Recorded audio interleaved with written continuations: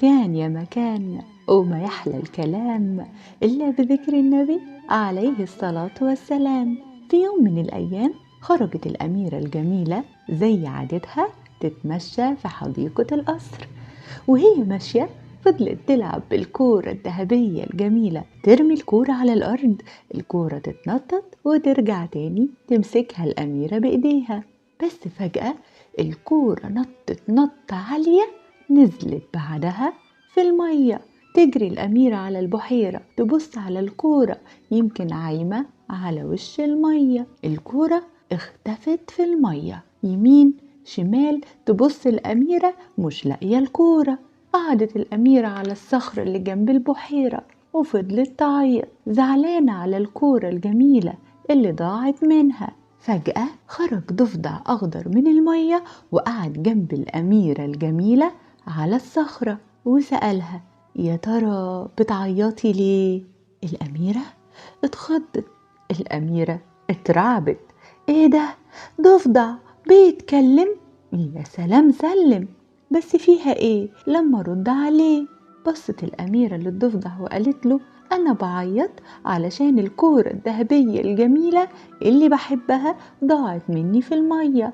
الضفدع قال لها: طيب وتعملي ايه لو أنا جبتلك الكورة الذهبية؟ الأميرة قالت له: يا سلام، هو ده الكلام، لو جبتلي الكورة الجميلة اللي أنا بحبها هنفذ لك أي طلب تطلبه. قال لها: هو شرط واحد بس. سألته: وإيه هو؟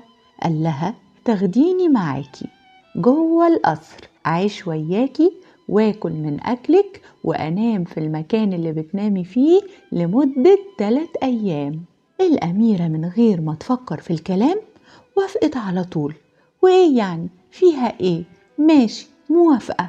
هوب، نط الضفدع في المية، وبعد ثانية والتانية خرج الضفدع من المية ومعاه الكورة الذهبية. قدمها للأميرة وهو سعيد ومسرور. فرحت الأميرة بالكورة الذهبية وأخدتها وجريت بسرعة ناحية القصر، ونسيت وعدها للضفدع اللي فضل يزعق وينادي على الأميرة: يا أميرة يا أميرة، انت نسيتيني ولا ايه؟ نسيتي وعدك ليا؟ هاجي معاكي أعيش وياكي. الأميرة ما تردش على الضفدع. الأميرة فرحانة بالكورة الذهبية وأخدتها ودخلت جوه القصر. ويعدي النهار ويجي المساء، وفي ميعاد العشاء تتفاجئ الأميرة بالضفدع داخل القصر بيطلب منها إنها توفي بوعدها. تغضب الأميرة، تصرخ الأميرة وتزعق وتنادي على الخدم: يا خدم تعالوا اطردوا الضفدع ده من هنا. والأميرة تزعق والخدم يتلم. مين اللي سمع الأميرة؟ والدها الملك. جه بسرعة، كان خايف عليها وسألها: مالك؟ ايه الحكاية؟ الأميرة حكت له الحكاية من البداية للنهاية. الملك حكم على الأميرة إنها توفي بوعدها اللي وعدته للضفدع. الأميرة تشيل الضفدع وتقعده جنبها على ترابيزة الأكل، ياكل من أكلها ويشرب من شربها، وقبل ما تدخل أوضتها يكون سابقها ونايم في سريرها.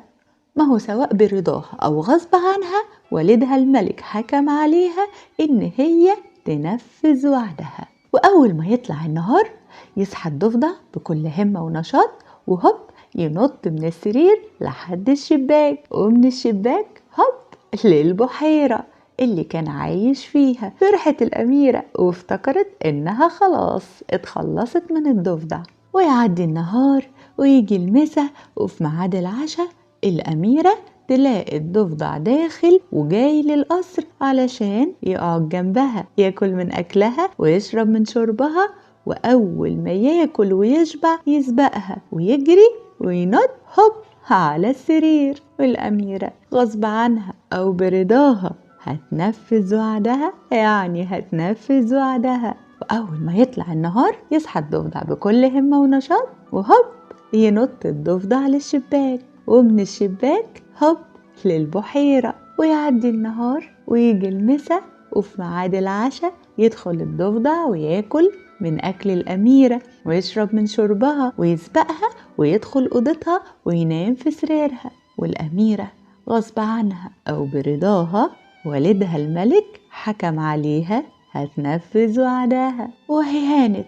وهو ده آخر يوم هيبات الضفدع معاها. وأول ما طلع النهار الأميرة فتحت عينيها، ملقتش الضفدع في أوضتها، تدور عليه يمين شمال مش لاقياه. لقت الستارة بتتحرك، الأميرة شدت الستارة لقت وراها الضفدع، بس في ثانية الضفدع اتحول لأمير جميل. تتخض الأميرة، تترعب الأميرة، ايه ده؟ انت مين؟ وازاي اتحولت الأمير جميل؟ الأمير حكى للأميرة ايه السر وايه الحكاية، وازاي الجنية الشريرة حولته لضفدع علشان تنتقم من باباه الملك. ودلوقتي السحر زال لما الأميرة الجميلة وافقت إن الضفدع يشاركها أكلها وشربها وينام في سريرها 3 أيام.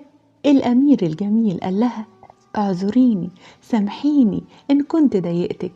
قالت له أبدا أبدا، المهم إن السحر زال.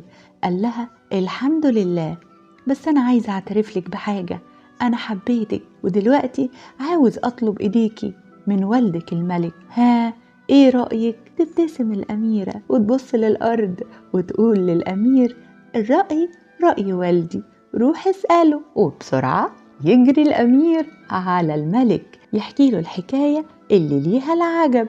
يتعجب الملك، الأمير يطلب إيد الأميرة ويوافق الملك بكل سرور وسعادة. وبعد أيام أقيمت الأفراح والليالي الملاح، واتجوز الأمير الأميرة وأخدها ورجع بيها لمملكته علشان يفرح والده بزوال السحر عنه وبجوازه من الأميرة الجميلة. وعاش الأمير ويا الأميرة عاشوا في تبات ونبات زي ما بنسمع في كل الحكايات، وطبعا خلفوا صبيان وبنات.